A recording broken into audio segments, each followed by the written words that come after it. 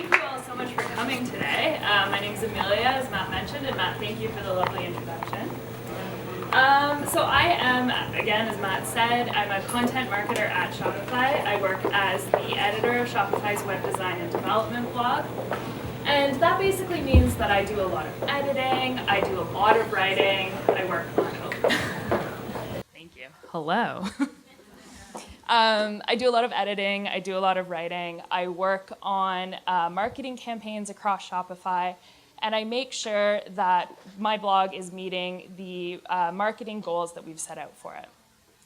So I've always had an interest in content marketing, and I'll talk more about that in a little bit, but I really got a boost in that journey when I joined the PR program here at Algonquin. I started as an intern in that program at Shopify in January 2018, and I joined full-time staff in June of that same year. So Shopify had actually been a dream job of mine for a really long time. I'd actually applied for a job 6 years previous at Shopify, and I was not successful. So what had changed this time? What was different? This time I had built a personal brand for myself. Now, of course, there's a lot more to it than that. I also had 6 more years of career experience, I had a more defined set of expectations, and I had a better idea of what I wanted out of life.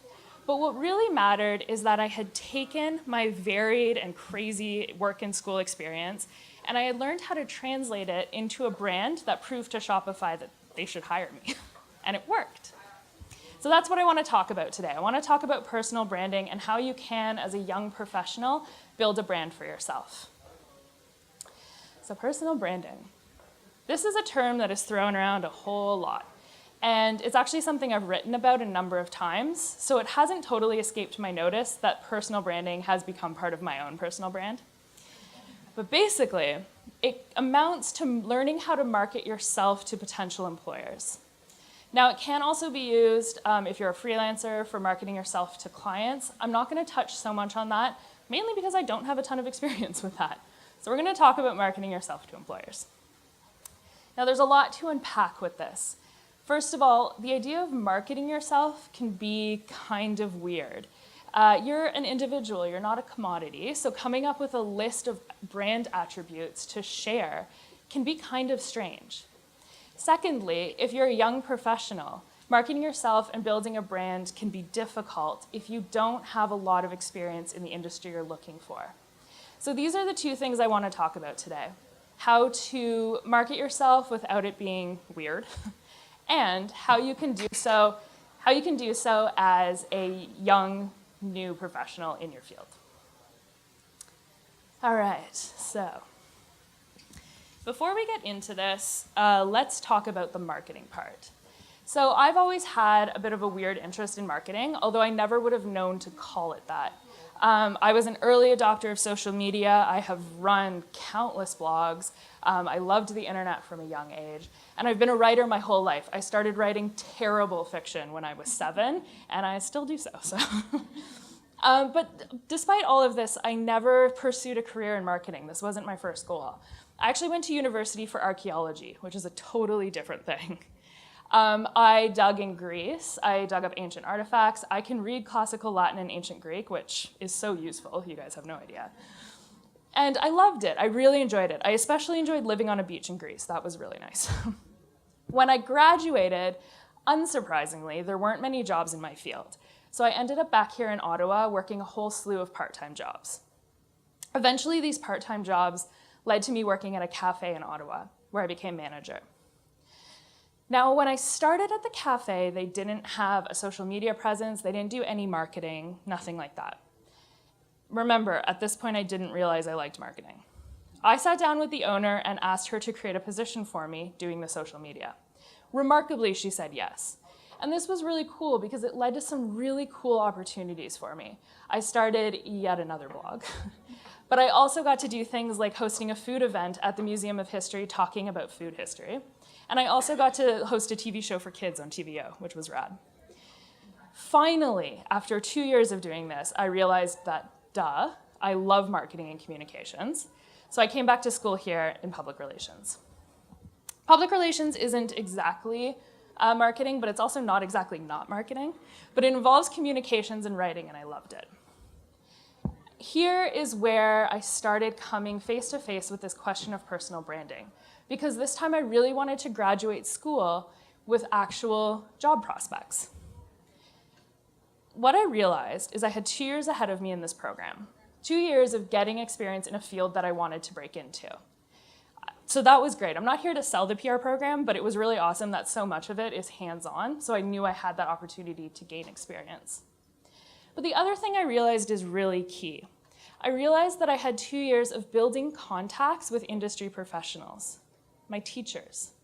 If you're a student here, I really want to highlight that your teachers are super well connected and really good people to get along with. So, this brings me to one of my key takeaways for this talk. The reputation you build in the classroom will be one of your strongest assets when you graduate. Now, you might be sitting here being like, reputation? We're talking about personal branding. And you're right, we are. Your personal brand, okay, let me back up. Here's the thing. You're gonna get a reputation whether you like it or not. Your personal brand is about taking that reputation, at least the good parts of it, and projecting that back out at the world. Your reputation is a key part of your personal brand because your personal brand is your reputation formalized. So remember that as we move forward, because I'm gonna come back to it, your reputation and your personal brand go together. Now, let's get into the real part of it. How do you go build a brand and share it with employers to get like a really cool job? Basically, there's 2 things that you want to remember as you start the process of identifying your personal brand. You start this process by thinking about what your strengths are. What are the things that make you an awesome employer and employee in person? What makes you passionate about your job, and how can you work those things into your personal brand? When you're thinking of these strengths and how you're going to use them, I want you to remember 2 very key things. It's important that the strengths you choose are relevant and authentic. So what do I mean? Let's start with relevant. When I worked at the cafe, I got a resume from a gentleman who claimed to be a medical doctor. In retrospect, this resume was almost definitely fake, but let's just, for the sake of my example, pretend it was real. So this guy went on about his residency and the lives of children he had saved, which is so noble and honorable, and also probably fake. But it was a fantastic resume. The only thing is, it in no way showed me that this guy would be good at serving coffee.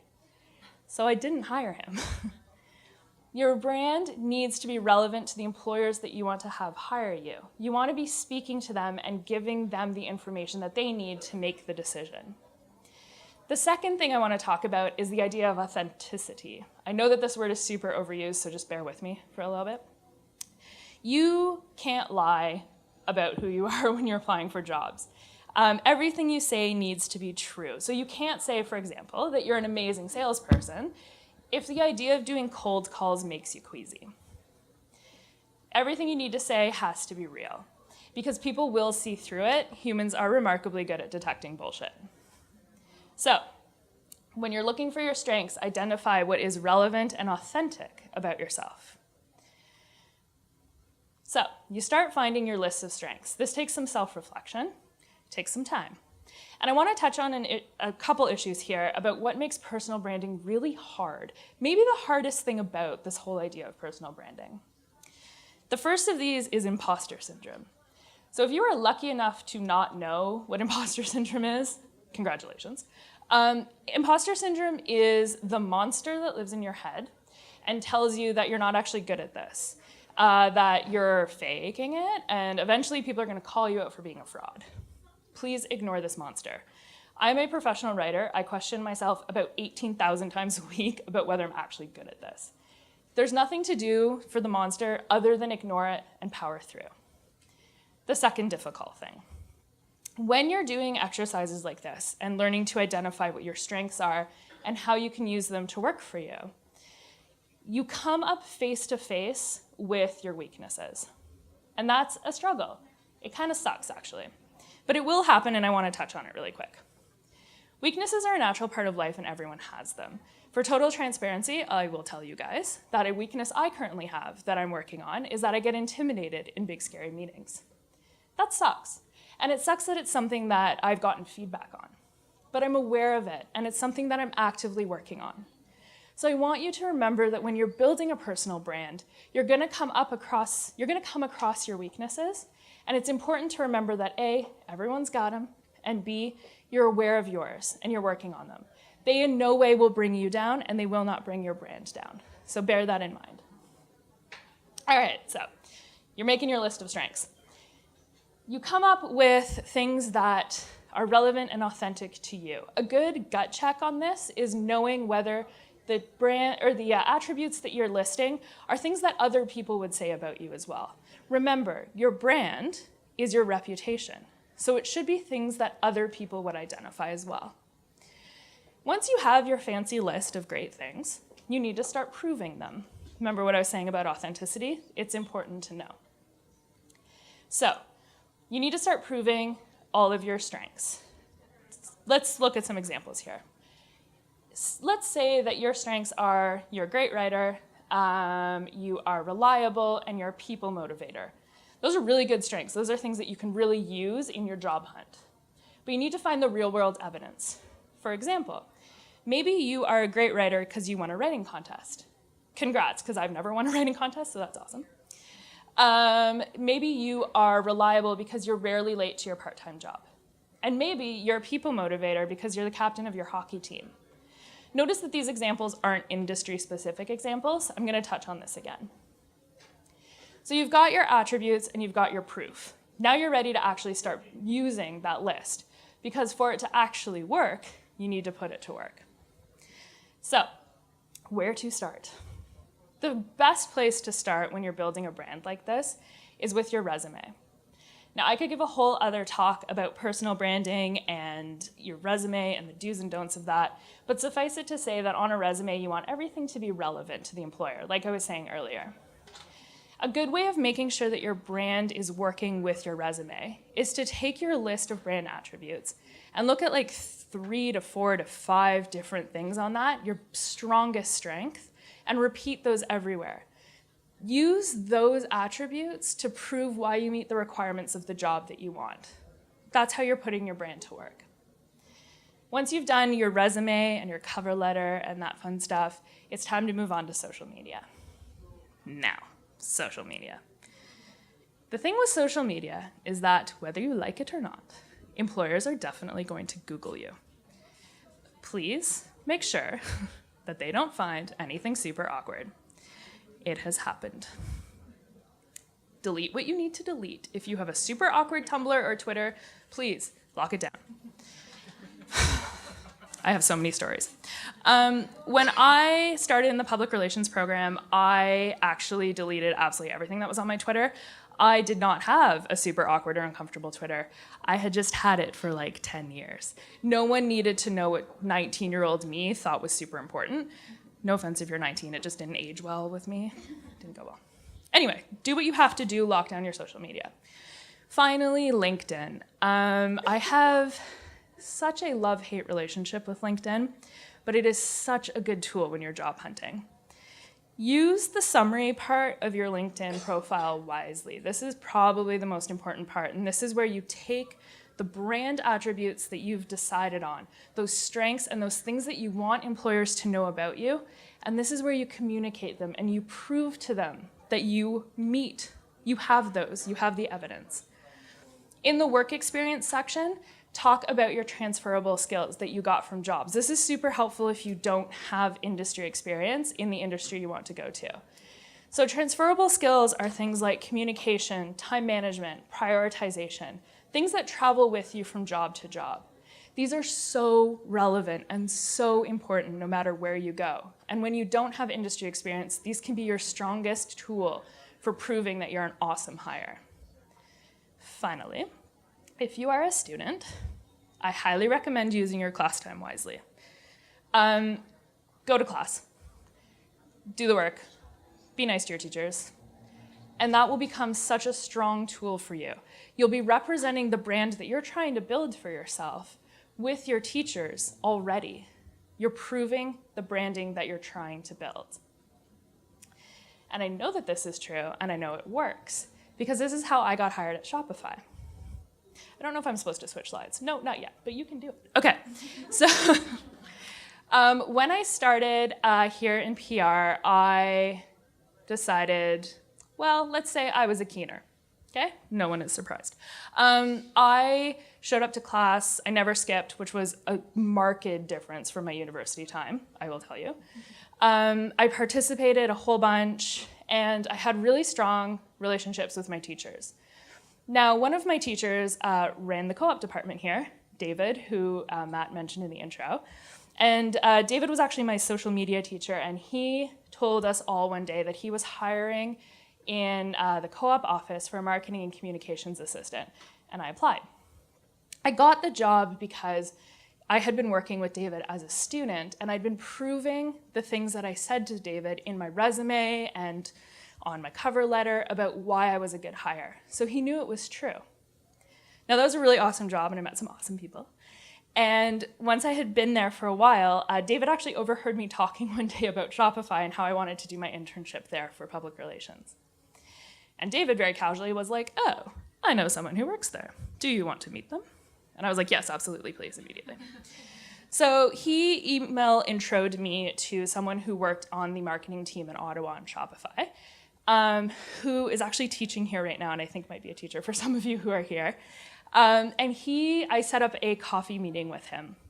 Coffee meetings are a super powerful tool if you want to meet people in your industry. Highly recommend, please do them. They're 15 minutes, they're awesome. Had a coffee meeting with this guy from Shopify and discovered that he was hiring a content marketing intern, and I applied immediately. Now, when I applied, I started the formal process of sharing the brand I had built for myself through things like my resume, my cover letter, my LinkedIn. But the thing is, I was already living what I said in those resumes in my informal life, through my work in school and my job. So I was proving the things I was saying in my resume. This is why I say it's so important to take the time when you're in school to start building your brand. Because when you go to apply, you'll already have the experience and the proof that you've been living these attributes. You can do it. This is why personal branding is super important as a student and totally possible. Start with listing what your strengths are. Find the proof that gives evidence to those strengths and start sharing that everywhere. Go to class, network with your teachers, do the work, and you will start building a reputation and therefore a brand for yourself that makes you an awesome hire after graduation. There's one final thought I want to leave you guys with. Your brand is fluid. It should and it will change with time. As an example, my own is going through a transitional period right now. I recently deleted Twitter completely. I made my Instagram private, and I took almost everything off my personal website. I don't know if, when, or how I'll rejoin the social media side of personal branding, and that's okay. For mine to be relevant and authentic, I need to take this time now to figure out how I want to present myself. As you gain experience and as things change, your brand should change with you because your reputation is changing. It's growing all the time. So that's what I'll leave you guys with. Be honest with yourself, look for that experience, and prove to employers why you are an awesome hire. I'm now going to pass you on to AJ to talk about recruiting at Shopify. Thanks.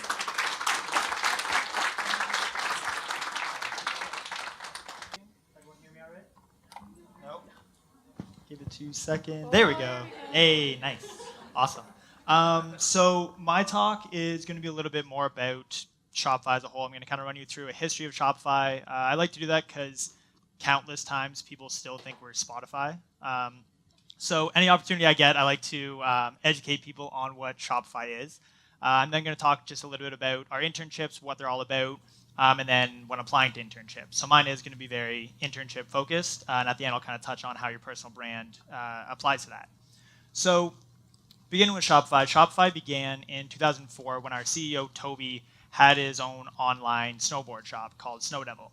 Now, he was playing around with a bunch of sites, but nothing worked very well for him to sell on. Nothing was able to kind of handle what he wanted to do. So he decided to just create his own platform and make something that he could use. And it went really great. Everything was amazing. But the snowboard season, oh, that was awful. The snowboard season, let's see. I'm going to try not to break everyone's eardrum. Is it easier to just go with the handheld? Yeah. Pause. Build the suspense as to what Toby did next. So the snowboard season ended, and he was kind of left at this crossroads of, do I try and sell skateboards? What do I do? Or do I just pursue building platforms for other people to sell on? For anyone who knows what Shopify is, he decided to create a platform in which anyone could sell anything on. So in 2006, Shopify was born. Since then, we've kind of had countless partnerships built. We've grown like crazy. We're now in 4 different cities. We're around the world. We really don't show any sign of slowing down. In all that growth, we became able to sell on virtually any platform. So you can now buy from Twitter, Pinterest, Facebook, anywhere you really want to. We're able to allow our merchants to sell from. As well, all this growth led to us becoming the leading cloud-based e-commerce platform. We have over 600,000 merchants who use our stores.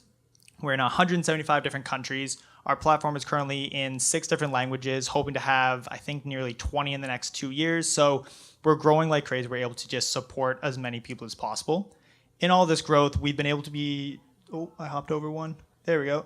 We've been able to be trusted by some of the largest brands in the world. So places like Yeezy, Kylie Cosmetics, Red Bull, they all trust us to run our very reliable and scalable stores, especially on things like their flash sales. So I'm not sure if anyone buys Kylie Cosmetics, but I'm pretty sure her last sale sold out in about 30 seconds. So she trusts Shopify to handle all of that traffic and everything that comes through to make sure that she doesn't lose any sales. So we've been able to grow and support all these massive companies because we've just worked so hard over the years. But we've also made sure we stay very true to our goals and kind of who we are. So we make sure that any single person in the world can still be a merchant. So whether you're just selling socks you knit or you're Kylie Jenner and you have over $1 billion in sales every year, you can use Shopify and it's still very applicable and usable and easy to manage.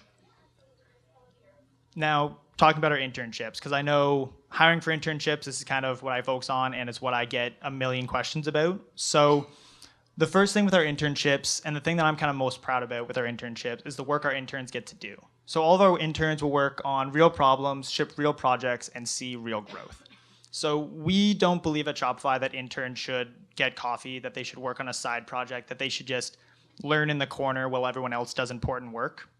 Our interns are full-time employees. They work on things that everyone else works on. They touch projects that the full-time developer beside them works on. Like, they work on everything that everyone else works on, which is super incredible and an amazing opportunity to just really create things that are going to touch the lives of many people.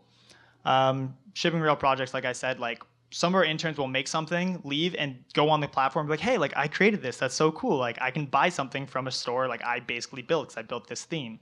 And then for growth, all of our interns come in, they get a lead and a mentor who are there to teach them and help them grow any knowledge that they want. So they can actually leave knowing a lot more when they came in, have those technical skills as well as any other skills that they kind of need when they leave to apply, hopefully at Shopify again, but in the world around them. Our internships right now are offered in our 4 cities. So we have obviously Ottawa, Waterloo, Toronto, and Montreal. We hire 3 times a year. So we hire in the fall, the winter, and the summer. We're currently closing up the hiring for our summer round. But our fall internships, which start in September, the postings for that will go up in May. So if you're looking to apply, and hopefully everyone does apply, you can start looking for those in early May. And the internship runs from September to December. Now, we have made a shift in the last few years to hire only for R&D disciplines. So these are things like backend, software engineering, data science, both mobile, iOS and Android, web development, production engineering, design, and UX. And UX goes for both design and UX development. So they are all kind of R&D, but if you have a passion for it and you're doing some side projects, you really want to break into it, still do apply and still kind of find your passion within them. Now, what's really amazing about working at Shopify is it's not just the work you get to do, because that is kind of like the best part of being an intern at Shopify is you get to work on incredible things that help so many people. But the culture within Shopify is pretty unmatched anywhere else. You get to work with some of the greatest people in the industry. You get to learn from them. You get to be a part of this amazing culture that's so welcoming and so inviting and just easy to be a part of. As well, our offices are incredible. It's super easy to be passionate about what you're working on when it's really great work and the offices you're in are amazing. So on top of doing incredible work, you get to be a part of an incredible culture with incredible people and incredible offices. Now, this is kind of where your personal brand comes in, is when you're applying. So I'll kind of give like a few helpful tips that go for applying anywhere, but especially at Shopify. The first is complete all elements of the application. There are so many times I have literally had someone apply and all they had was an email address. There wasn't a resume, there wasn't a cover letter. It was literally just like, here's my name, here's my email, hire me. Why? No, like just do something. So, and every time you apply, attach your cover letter, attach your resume. We generally ask for some sort of skill testing question. Take a stab at it, do that as well. And with the cover letter, so this is really where your personal brand comes in. At Shopify, we're not super formal. We're like, this is my general workwear.